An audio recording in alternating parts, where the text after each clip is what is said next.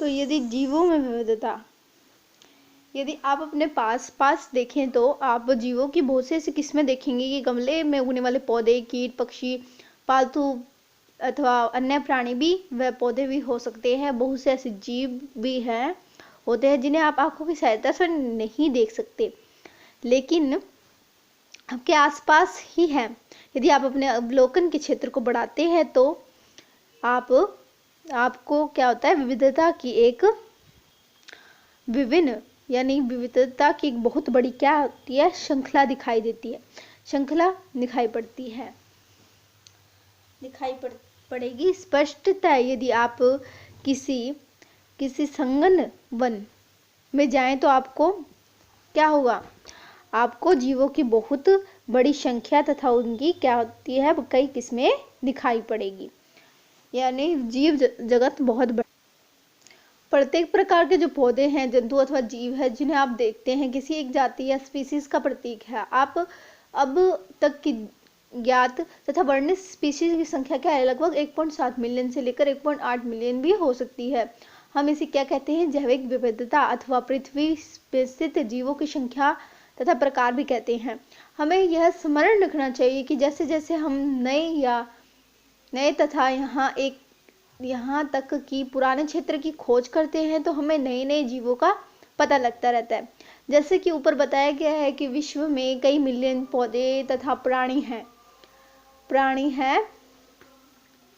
हम पौधों तथा प्राणियों को उनके स्थानीय नाम से जानते हैं। स्थानीय नाम एक ही देश के विभिन्न स्थानों के अनुसार बदलते रहते हैं। यदि हमने कोई एक ऐसी विधि नहीं निकाली जिसके द्वारा हम किसी जीव के विषय में चर्चा कर सके तो शायद तक हमें भ्रमकारी स्थिति पैदा भी हो सकती है।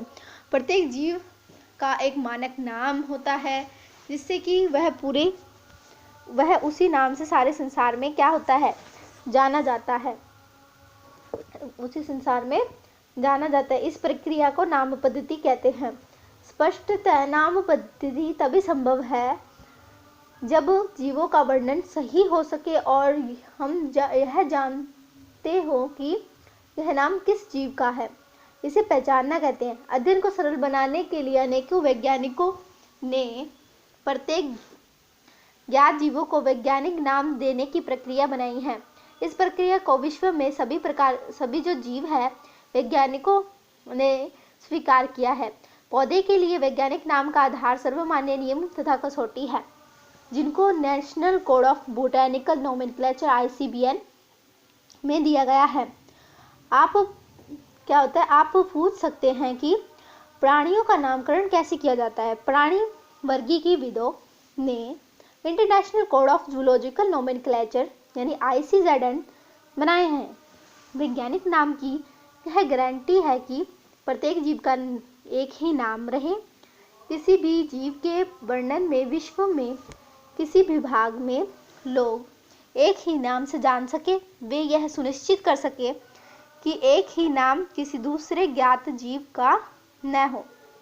जीव वैज्ञानिक ज्ञात जीवों के वैज्ञानिक नाम देने के लिए सर्वमान्य नियमों का पालन करते हैं। प्रत्येक नाम के 2 घटक होते हैं, वंश नाम तथा जाति नाम तथा जाति संकेत पद। इस नामकरण प्रणाली को कैरोलस लिनेस ने सुझाया था। इसका उपयोग सारे विश्व में जीव विज्ञानी करते हैं। 2 शब्दों वाली नामकरण प्रणाली बहुत सुविधाजनक है। आओ वैज्ञानिक नाम मैंजीफेरा इंडिका यानी कि आपको आम के नाम का उदाहरण द्वारा वैज्ञानिक नाम देने की विधि को समझाएंगे। आम का नाम है मैंजीफेरा, वैज्ञानिक नाम मैंजीफेरा इंडिका। तब आप यह देख सकते हैं कि यह नाम कैसे द्विपद है। इस नाम में जो मैंजीफेरा है वो वंश नाम है तथा इंडिका एक विशिष्ट जाति या स्पीसीज जाति संकेत पद है। नाम पद्धति के अन्य सर्वमान्य नियम निम्नलिखित हैं। जैविक प्राय लैटिन भाषा में होते हैं और तिरछे अक्षरों में लिखे जाते हैं। तो इसका उद्भव चाहे कहीं से भी हुआ है। इन्हें लैटिनीकरण तथा अन्य लैटिन भाषा का व्युत्पन्न समझा जाता है। यानी जैविक नाम में से पहला शब्द वंशनाम होता है और दूसरा शब्द क्या होगा, जाति संकेत पद। और इसके पॉइंट पढ़ते हैं और क्या क्या लिखा है। जैविक नाम को हम जब हाथ से लिखते हैं तब दोनों शब्दों को अलग अलग रेखांकित तथा छपाई में तिरछा लिखना चाहिए। यह रेखांकन क्या होता है, उनके लैटिन उद्भव को दिखाता है। पहला अक्षर जो कि वंश नाम को बताता है वह बड़े अक्षर में होना चाहिए, जबकि जाति संकेत पद में एक छोटा अक्षर होना चाहिए। मैंजीफेरा इंडिका के उदाहरण से इसकी व्याख्या कर सकते हैं। जाति संकेत पद के बाद जब अर्थात जैविक नाम के अंत में लेखक का नाम लिखते हैं और इसे संक्षेप में लिखा जाता है। उदाहरण मैंजीफेरा इंडिका लीन। इसका अर्थ है सबसे पहले जो स्पीसीज का वर्णन किया था वो लीनियस ने किया था। यद्यपि सभी जीवों का अध्ययन करना लगभग असंभव है, इसलिए ऐसी भी युक्तियां बनानी आवश्यक होती है जो कि इसे संभव कर सके। इस प्रक्रिया को वर्गीकरण कहते हैं। वर्ग में वर्गीकृत किया जा सके। उदाहरण के लिए हम पौधे सुविधाजनक है। वर्गीकरण वह प्रक्रिया होती है जिसमें कुछ सरलता से दृश्य गुणों के आधार पर सुविधाजनक वर्ग में वर्गीकृत किया जा सके। उदाहरण के लिए हम पौधों अथवा प्राणी और कुत्ता, बिल्ली तथा कीट को सरलतापूर्वक पहचान लेते हैं जैसे ही हम उनके शब्दों का उपयोग करते हैं। उसी समय हमारे मस्तिष्क में इन जीवों के कुछ गुण आ जाते हैं जिससे कि हम इनका जो उनका वर्ग है उसके संबंध से होता है। जब आप कुत्ते के विषय में सोचते हैं तो आपको जो आपका मस्तिष्क है उसमें यही प्रतिबंध बनता है कि कुत्ते को ही देखेंगे न कि बिल्ली को। अगर हम किसी कोई भी जानवर के बारे में सोचेंगे, उसका नाम लेंगे तो वो हमें वही दिखेगा ना कि कोई अन्य जानवर। अब इसे क्या कहते हैं,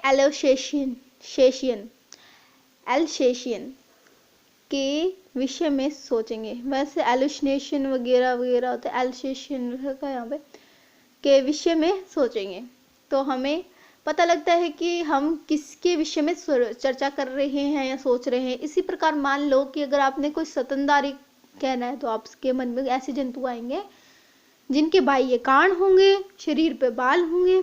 इसी प्रकार जैसे पौधे, यदि गेहूं के विषय में चर्चा करेंगे तो आपके मस्तिष्क में गेहूं का पौधा ही आएगा।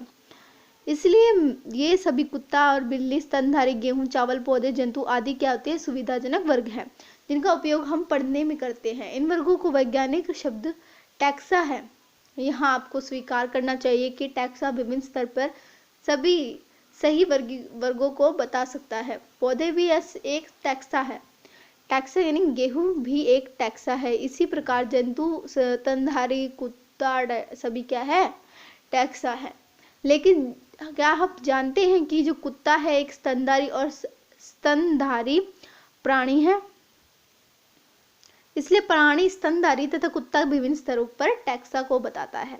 इसलिए गुणों के आधार पर सभी जो जीव होते हैं को विभिन्न टैक्सा में वर्गीकृत कर सकते हैं।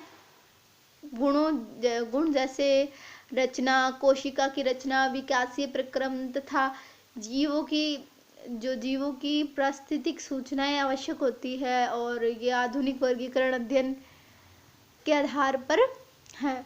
इसलिए विशेषीकरण, पहचान, अभिज्ञान, वर्गीकरण तथा नाम पद्धति आदि क्या होते हैं, आदि ऐसे प्रक्रम प्रणाली है जो कि वर्गीकी यानी कि वर्गीकरण विज्ञान के आधार है।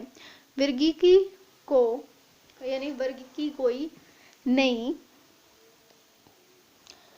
कोई नई नहीं है। मानव सदैव विभिन्न प्रकार के जीवों के विषय में अधिकाधिक जानने का प्रयत्न करता है, विशेष रूप से उनके विषय में जो उनके लिए अधिक उपयोगी थे। आदि मानव को अपनी मूलभूत आवश्यकता जैसे भोजन, कपड़े तथा आश्रय के लिए नए नए स्रोत खोजने पड़ते थे। इसलिए विभिन्न जीवों के वर्गीकरण का आधार उपयोग पर आधारित था।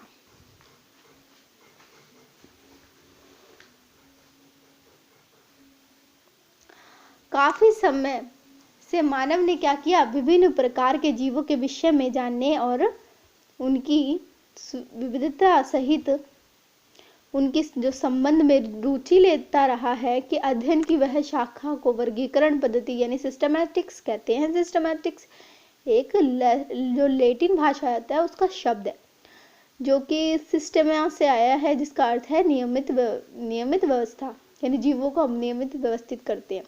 लिनियस ने अपने एप्लीकेशन का टाइटल जो है वो सिस्टम नेचुरी चुना, क्योंकि वर्गीकरण पद्धति में पहचान, नाम पद्धति तथा वर्गीकरण को शामिल करके इसके क्षेत्र को बढ़ा दिया गया है। वर्गीकरण पद्धति में जीवों के विकास से संबंध का भी अध्ययन रखा गया है।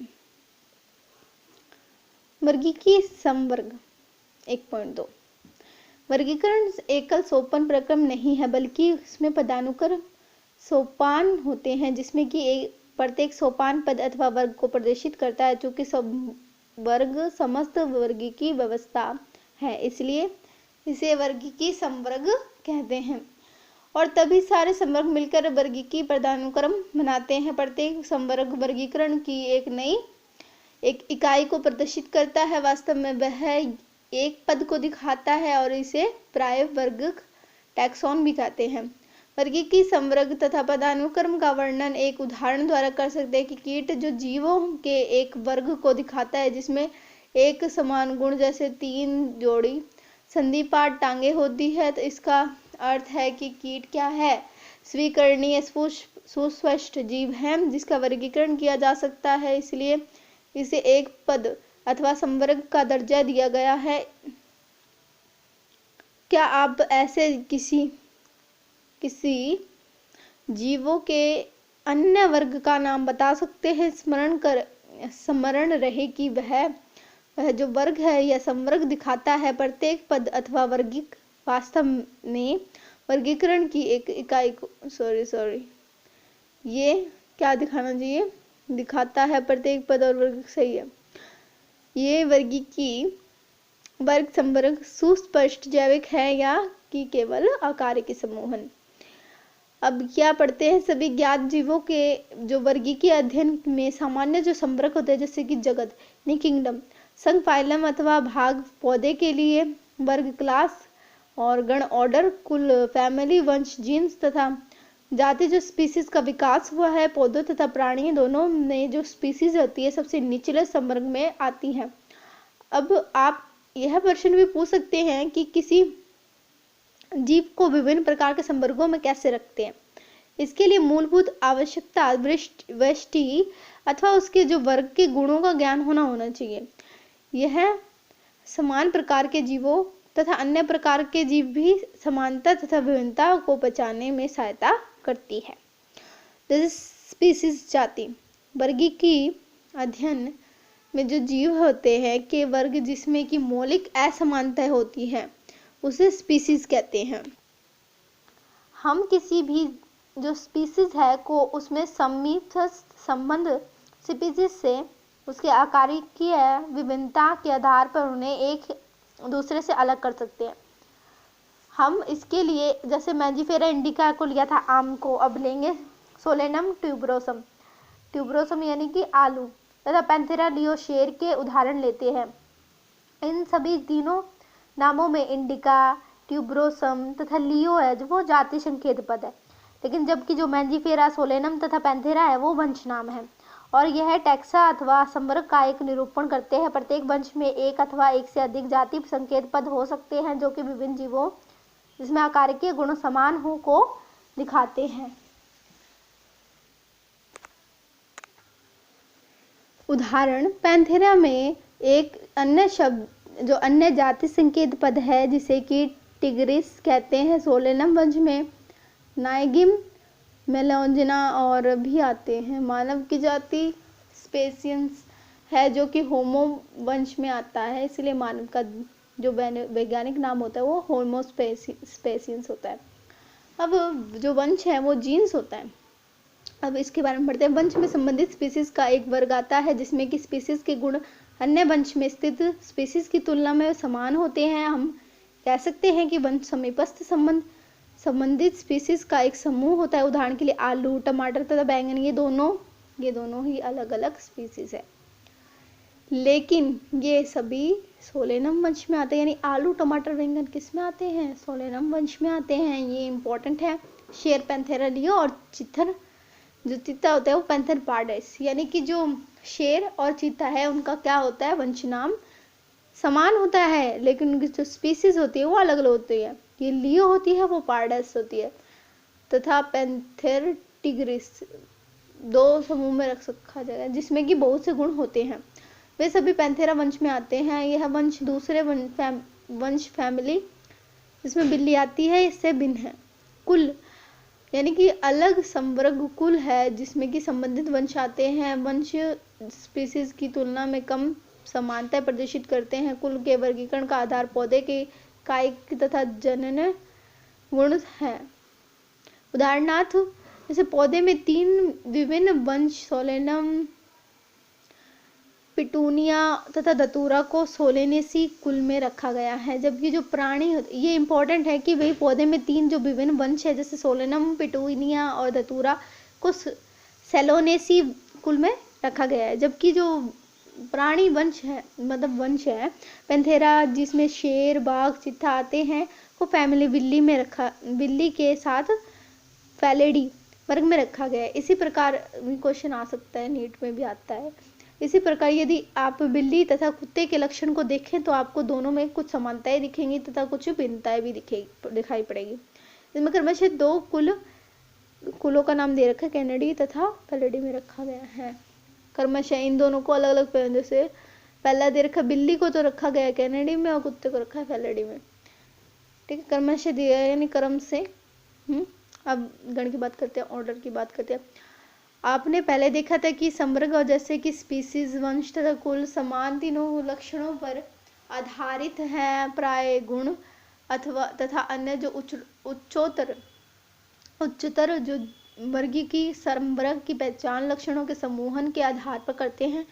गुण में उच्चतर वर्ग होने के कारण कुलों के समूह होते हैं जिसमें कि कुछ लक्षण एक ऐसे मतलब एक समान भी हो सकते हैं।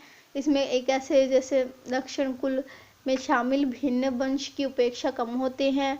पादप कुछ जैसे कॉनवोल्यूलेसी और सोलेनेसी को पॉलियोसोनियलस गण में रखा गया, पॉलियोसोनियलस के गण में रखा गया। इसका मुख्य आधार पुष्पीय लक्षण है। जबकि प्राणी जो कार्निवोरा है गण में फैलेडी तथा कैनेडी कुलों को रखा गया है। वर्ग यानी क्लास, इस संवर्ग में संबंधित जो गण आते हैं, उदाहरणार्थ प्राइमेटा गण जिसमें कि बंदर, गोरिल्ला तथा गिब्बॉन आते हैं। ये क्वेश्चन पूछा भी जा सकता है कि जो प्राइमेटा है उसमें प्राइमेटा गण में क्या किनको रखा गया है, या फिर बंदर, गोरिल्ला को किस गण में रखा गया है। और कार्निवोरा गण जिसमें कि बाघ, बिल्ली तथा कुत्ता आते हैं को मैमेलिया वर्ग में रखा गया है। इसके लिए मैमेलिया वर्ग में अन्य गण भी आते हैं। अब बात करेंगे संघ, यानी संघ किसकी, फाइलम की। वर्ग जिसमें जंतु जैसे मछली, उभयचर, सरीसृप, पक्षी तथा स्तनधारी आते हैं। अलग अलग उच्चतर संवर्ग जिसमें कि संघ, जिसे संघ कहते हैं, का निर्माण करते हैं। इन सभी को एक समान गुणों जैसे कि पृष्ठरज्जु यानी नोटोकॉर्ड तथा पृष्ठीय खोखला तंत्रिका तंत्र के होने के आधार पर कॉर्डेटा संघ में रखा गया। पौधे में देखिए ये भी इम्पोर्टेंट है कि कॉर्डेटा में रखा है। आगे जैसे आप चैप्टर 4 पढ़ेंगे एनिमल किंगडम, उसमें आपको नोटोकॉर्ड और कॉर्डेटा के बारे में पूरी इन्फॉर्मेशन मिलेगी, किनको कॉर्डेटा में रखा गया है, किनको नोटोकॉर्ड में रखा गया है। जैसे जिनमें जो नोटोकॉर्ड नहीं मिलती उससे तो नॉन नोटोकॉर्ड बोलते हैं, और जो में नोटोकॉर्ड यानी जो हमारे पृष्ठरज्जु जिसे हम मेरुदंड भी बोलते हैं वो पाई जाती है, तो उसे नोटोकॉर्ड में रखा गया है। ठीक है, पौधों में इन वर्गों जिसमें कि कुछ ही एक समान लक्षण होते हैं को उच्च संवर्ग भाग डिवीजन में रखा गया है। अब जगत किंगडम के बारे में, जंतु के वर्गीकरण तंत्र में विभिन्न संघों के सभी प्राणियों को उच्चतम संवर्ग जगत में रखा गया है। जबकि पादप जगत में विभिन्न भाग डिवीजन के साथ पौधे को रखा गया है। विभिन्न संघों के सभी प्राणियों को एक अलग जाति जो एनिमेलिया है उसमें रखा। एनिमेलिया जिसमें आप एनिमल्स वगैरह को रखते हैं या फिर स्तनधारी उनको कई हाँ स्तनधारियों को, जिससे कि उन्हें पौधों से अलग रखा जा सके। अब पौधे और जानवरों में कितना फर्क होता है, इस कारण से उन्हें अलग अलग ही रखा जाएगा। पौधे को प्लांटी जगत में रखा गया है। भविष्य में हम इन दो वर्गों को जंतु तथा पादप जगत कहेंगे। इसमें स्पीसीज से लेकर जगत तथा जगत यानी स्पीसीज से लेकर जो जगत है तक विभिन्न प्रकार के जो वर्गीकीय संवर्ग को आरोही क्रम में दिखाया गया है। आरोही पता है, छोटे से बड़े क्रम में। यद्यपि वर्गीकीय वैज्ञानिकों ने इनको पदानुक्रम में उपसंवर्ग भी बताया है, इसमें जिसमें विभिन्न टैक्सा का उचित वैज्ञानिक स्थान देने में सुविधा होती है। अब चित्र 1.1 में हमें देखेंगे कि पदानुक्रम जो होता है वो किस प्रकार का होता है। तो ये देखो, दिखाती हूँ मैं आपको किस प्रकार का। ये देखिए, आपको दिख रहा है, ये जगत है यानी किंगडम, संघ, फाइलम या भाग जिसे हम डिवीजन भी कहते हैं, वर्ग, क्लास, गण, ऑर्डर, कुल, फैमिली, वंश, जाति। वैसे ऊपर जाएगा क्योंकि ये इसमें क्या दिखा रखा है, आरोही क्रम में यानी छोटे से बढ़ते क्रम में दिखा रखा है। एक चित्र 1.1 आरोही क्रम में जो पदानुक्रम है वर्गीकृत संवर्ग। अब फिर से चैप्टर, तो क्या आप इस व्यवस्था के आधार पर स्मरण कर सकते हैं कि उदाहरण के लिए जैसे जैसे हमने क्या कि स्पीसीज के जगत की ऊपर की ओर जाते हैं तो वैसे वैसे क्या है, समान जो गुण है गुणों में कमी आ जाती है। ये तो होती है। सबसे नीचे क्या होते हैं, जो टैक्सा होगा उसके सदस्य में सबसे अधिक समान गुण होंगे। जैसे जैसे उच्चतर संवर्ग की ओर जाते हैं सभी स्तर पर अन्य टैक्सा के संबंध निर्धारित करने अधिक कठिन हो जाते हैं, इसलिए वर्गीकरण की समस्या और भी जटिल हो जाती है। चित्र तालिका जो 1.1 दे रखी है, कुछ अन्य जीवों जैसे घरेलू मक्खी, मानव आदि के क्या है, आदि के इसमें संवर्ग दे रखे हैं, इनके बारे में हम पढ़ेंगे, दिखाया गया है संवर्ग को। तो ये देखिए क्या देखा, होमोस्पेसियंस, ये जो मानव का नाम है, जैविक नाम, वंश, जाति, कुलगण वगैरह दे रखा है। इसमें जो हमने ऊपर पढ़ा था सेम वही चीज़ है कि मानव को हम होमोस्पेसियंस कहते हैं, उसका जैविक नाम है। घरेलू मक्खी को मस्का डोमेस्टिका, आम को मैंजिफेरा इंडिका, गेहूं को टिट्रिकम एस्टाइबम, और वंश में मानव को होमो मस्का मैंजिफेरा टिट्रिकम ये कहते हैं। और फिर कुल में देखेंगे होमोनिडी, म्यूसिडी, एनाक्रिडी, एसी और पोएसी। गण में देखेंगे तो प्राइमेट, डिपेटेरा और सॉरिडेल्स और पोएलस। इस तरीके से वर्ग में देखेंगे तो मेलिया, इंसेक्टिका और डाइकोटी लिडियोना और कांटिलिडनी। और उसके बाद अगर संघ में देखेंगे तो कॉर्डेटा ऑर्थोपोडा, एंजियोस्पर्मी और एंजियोस्पर्मी, मतलब एक ही संघ में रखा गया। देखो कितने ऐसे नाम है कि पढ़ने थोड़े से दिक्कत हो रही है। इस सारणी को आप एक नोटबुक में बना लेना क्योंकि इसमें से भी नीट के क्वेश्चन आते हैं। जैसे कि पूछा जाता है कि मक्खी का वैज्ञानिक नाम, जैविक नाम मस्का डोमेस्टिका, और गेहूं का नाम टिट्रिकम एस्टाइबम। ये मतलब ये जो चीज़ें हैं दिखा दो। ये जो जैविक नाम है ये तो आपको याद करना ही है क्योंकि ये चीज़ नीट में तो आती ही आती है, ये और वंश नाम। बाकी में मेन है, जैसे गण में इसमें जो बुक में दे रखा था आप वही पढ़िए और इसका थोड़ा बहुत रिवीजन कर लीजिए ताकि हाँ बाई चांस अगर आ जाए तो इस तरीके से चैप्टर क्लोज हो गया। इसके क्वेश्चन आंसर करेंगे नेक्स्ट पार्ट में। Thanks for watching.